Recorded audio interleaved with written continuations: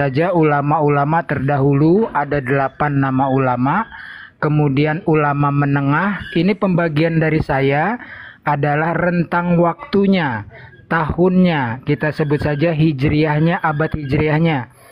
Yang ketiga ulama-ulama zaman now, termasuk ada inisial Ustadz Kondang yang dengan inisial Ustadz Abdul Somad. Ya.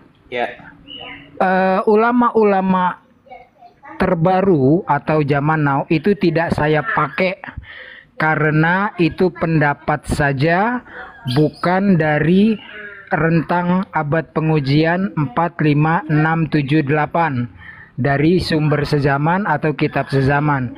Yang menengah dari 21 ulama hanya saya ambil 7, satu per satu saya memperbandingkan dengan orang-orang yang bisa membaca kitab, termasuk Sangit Kori.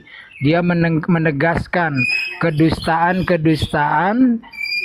buku Keabsahan Nasab Ba'alawi oleh Rabito Alawiyah. Jadi tidak memenuhi syarat juga nih ulama-ulama menengah.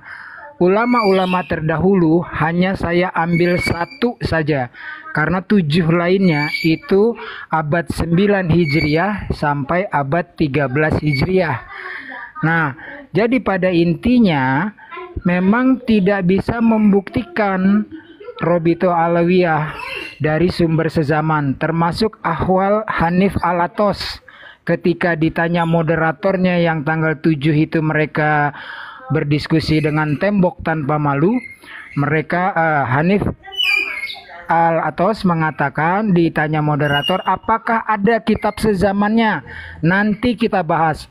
Baik, tapi saya butuh dulu jawaban, adakah kitab sezamannya? Iya, nanti kita bahas. Oke. Tapi saya diverifikasi dulu, ada nggak kitab sezamannya? Iya, nanti kita bahas. Sampai acara selesai tidak dibahas sama sekali.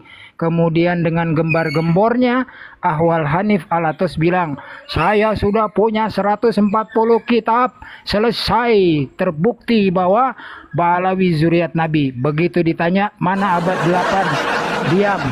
Mana abad ke-7 Hijriah? Meneng baik. Abad 6, 5, 4 mewek. Nah, ini membuktikan mereka memang tidak punya bukti. Syurah wali Sifado, termasuk gurunda saya tuh ya, Gus Wafi. Kalau sudah ada Syurah wali Sifadohnya, ya udah. Kemudian mana syarat ulama yang mensyaratkan harus ada kitab sezaman? Oh, ini nggak benar. Dalam sejarah harus tercatat, apalagi isbat. Jadi Sugro Wali Sifadonya dimulai setelah Ali Syakron mengarang novel Anak yang Hilang, ditemukan 550 tahun kemudian. Nah, itu. Jadi baik dari kitab sezaman tidak bisa membuktikan, Syuhroh Wali Sifado pun itu hanya angan-angan karena bermula dari abad 10 sampai 11 Hijriah. Kesimpulannya penutup putaran ini bahwa sampai detik ini dan hakul yakin sampai kiamat, Ba'alawi terputus nasabnya, bukan dibatalkan, nyambung aja kagak. Bagaimana orang dikatakan, engkau bercerai, lah nikah aja belum, masa bercerai? Kan begitu. Standby. Oke, terima kasih. Masuk. Sekarang saya mempersilakan kepada saudara kami PR pengakuan. Silakan PR. Apa yang perlu Anda tanggapi tentang diskusi tadi itu? Silakan. Kalau saya ini cuman begini ya. Buat apa hanya cerita-cerita, omon-omon? Apa yang mesti kita lakukan sekarang di mengisi NKRI penuh nasab palsu?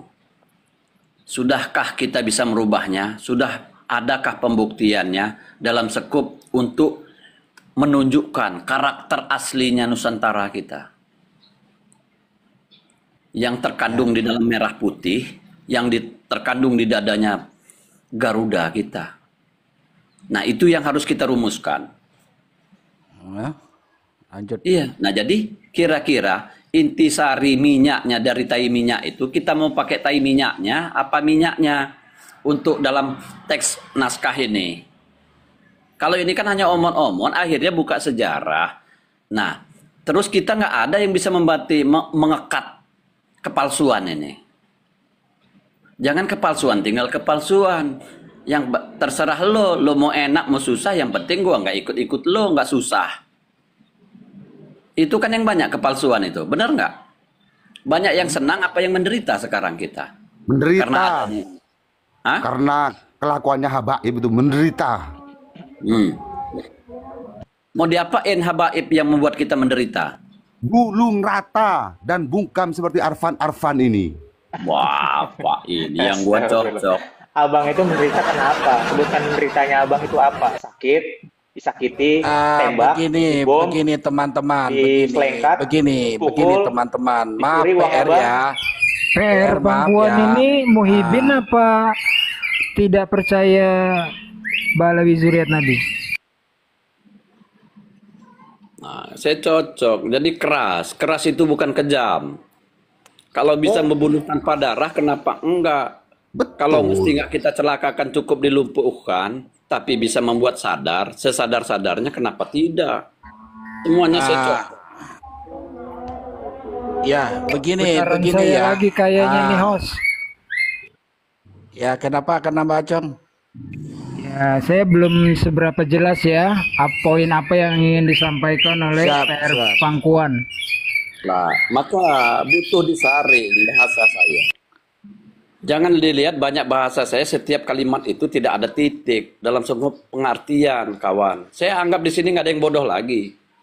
Paling Ica-Ica bodoh. Apa yang disampaikan tadi waktu bilang ini cuma omon-omon? Poinnya apa maksudnya?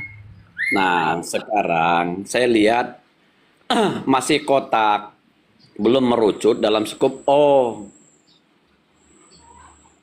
karena saya nggak pernah menghafal dalam ingatan, tapi saya ambil poin dalam hafalan, dalam ingatan itu kawan. Karena kan PR poinnya ini, Bang, poinnya apa? Ya, poinnya sampean apa? Poinnya sampean apa?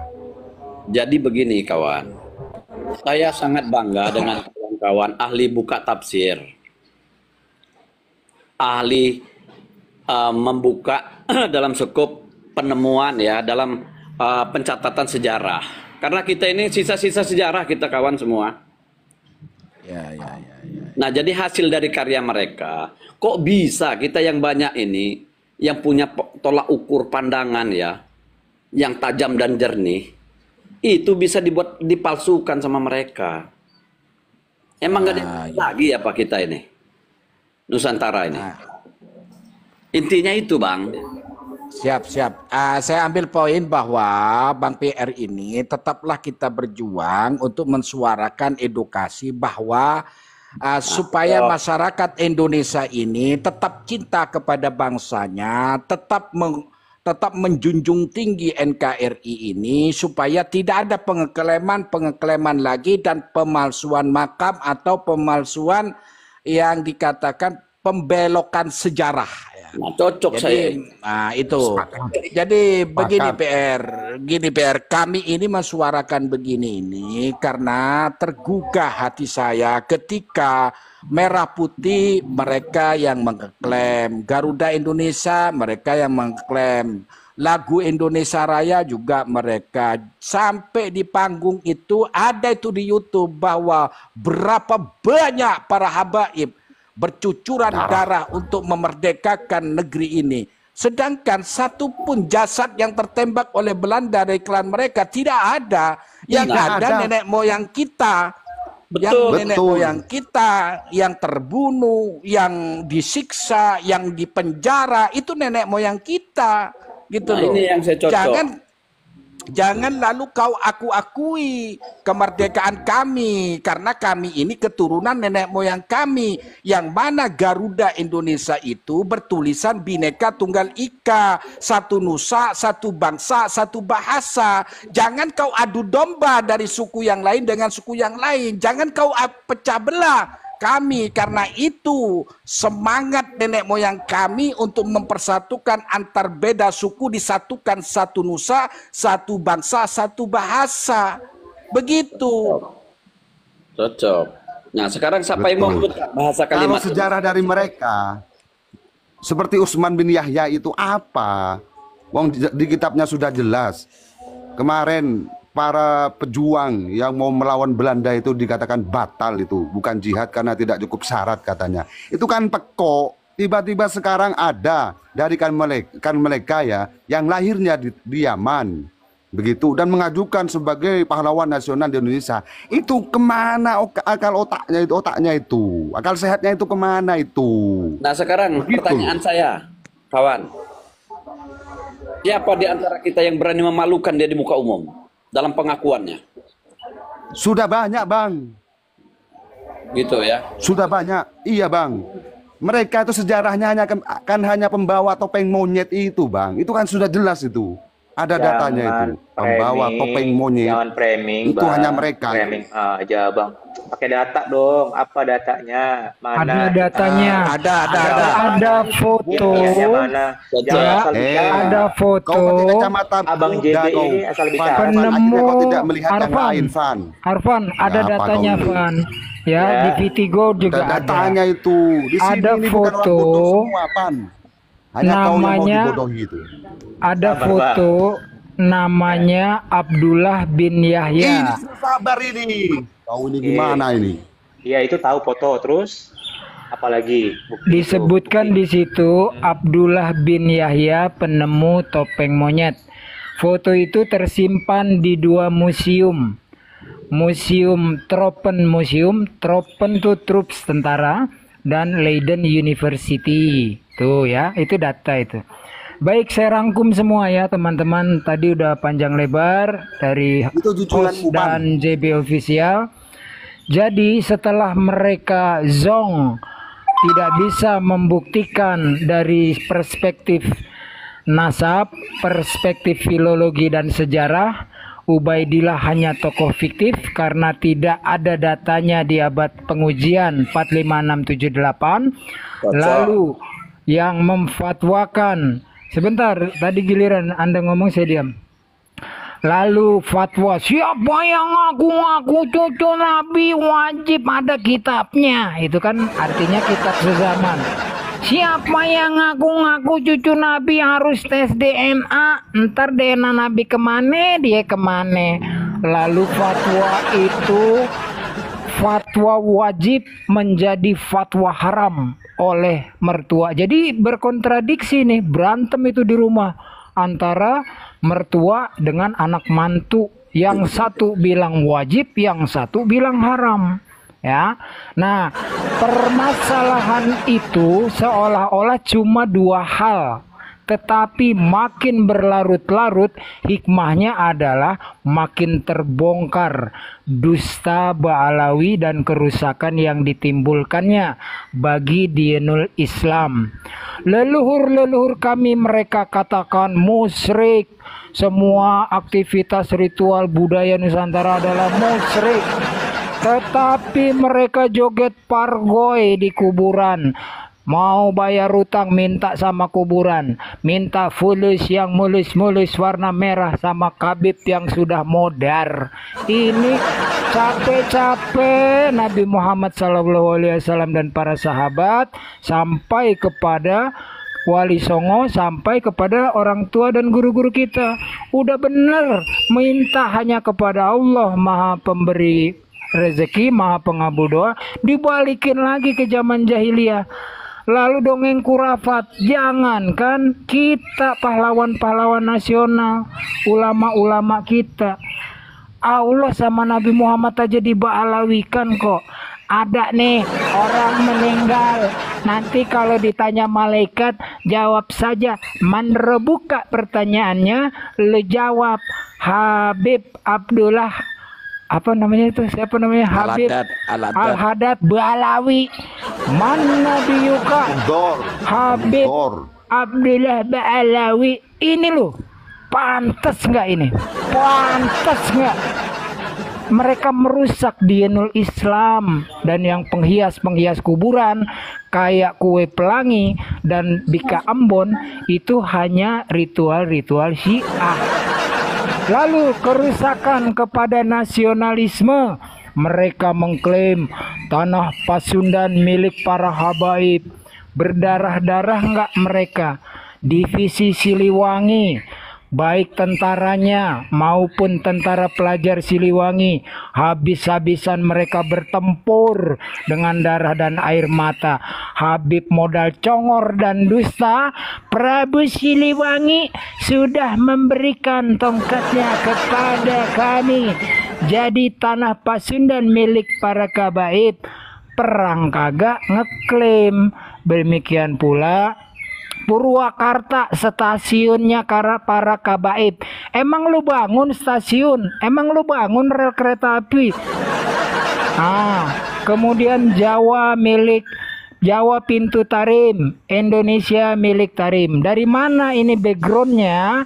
Dikatakan bahwasanya Salim bin Idrus Al-Jufri membisiki Bung Karno untuk warna bendera kita. Ini dusta. Bahkan zaman Majapahit itu sudah ada panji gula kelapa berwarna merah putih. Itu lambang dari kesatuan Nusantara. Nyi Ageng Serang, mungkin kita udah lupa ya, seorang muslimah memimpin pasukan Semut Ireng.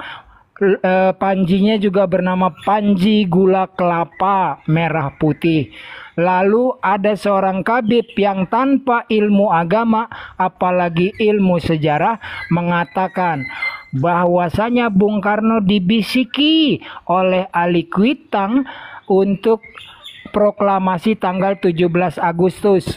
Soekarno diantar oleh Muhammad Husni Tamrin, pahlawan nasional dari Betawi. Ini dusta. Muhammad Husni Tamrin, pejuang besar, pahlawan nasional kita dari Betawi, wafat tahun 1941. Masih tambah lagi yang penting-penting ya. Itu kata Ustadz Kondang. Ini nggak boleh nyebut nama ya host ya, takut pelanggaran ini kalau nyebut nama. Jadi inisial saja ya. Ustadz Kondang dengan inisial Ustadz Adi Hidayat mengatakan itu rumah tempat offset. Hah? Gimana ini? Kan nggak Inisial boleh pada nyebut nama itu. Loh, kalau nama itu nanti takut kena pelanggaran. Namanya kan UAH. Jadi nggak boleh sebut nama. Kita harus sebut inisialnya. Ustadz Adi Hidayat mengatakan itu rumah tempat proklamasi Pegangsaan Timur nomor 56. Nomor itu penting saudara-saudara karena menunjukkan posisi letak seperti Al-Quran ayat berapa. Dikatakan itu dari habaib. Dusta. Yang benar itu adalah milik seorang janda Belanda. Suaminya ditangkap Jepang sebagai interniran, prisoner of war, tawanan perang. Lalu para pemuda berinisiatif mencarikan rumah untuk Bung Karno karena akan ada peristiwa besar kaitannya dengan panitia persiapan kemerdekaan Indonesia. Janda Belanda ini ngamuk-ngamuk ketika rumahnya mau dipakai, lalu lapor kepada atasannya nih, yang diutus ini 2 orang naik sepeda ontel. Lalu katanya ya sudah kita tukar guling saja, ada rumah verdiping, rumah tingkat di Jalan Lembang, bukan Lembang Bandung ya, jalannya namanya Jalan Lembang. Akhirnya mau. Bung Karno mintanya cuma rumahnya nggak perlu besar, yang penting ada halamannya luas. Nah, ternyata memang sudah direncanakan pembacaan proklamasi dihadiri oleh banyak pemuda-pemuda Indonesia. Jadi tidak benar itu sumbangan dari kabaib. Lagi satu terakhir yang paling penting, lambang Garuda. Lagu dulu deh, lagu 17 Agustus. Kalian dilema kan, mau menyanyikan tapi karangan Habib Dobol. H. Mutahar itu seorang syarif, keturunan syarif, tapi diba'alawikan.